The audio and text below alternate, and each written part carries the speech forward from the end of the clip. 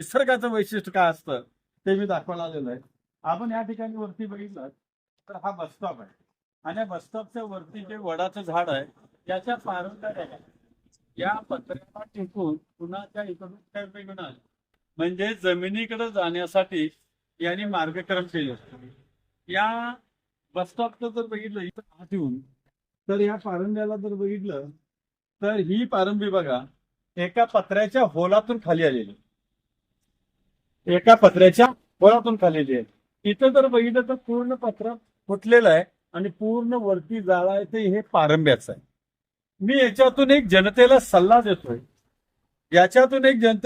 देतोय, की जनता मनुष्य प्राणी हा संकट आलं की तो संकटावर मात करायचं सोडून खचून जातो.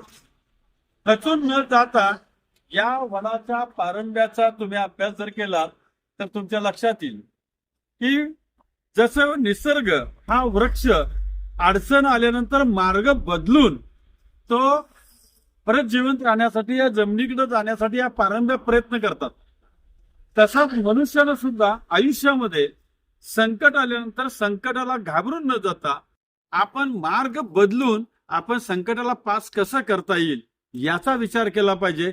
खचून जाता कामा नये. हे वृक्ष खचून गेला का? नाही गेला. हा वृक्ष मार्ग काढून यायलाच लागलेला आहे ना.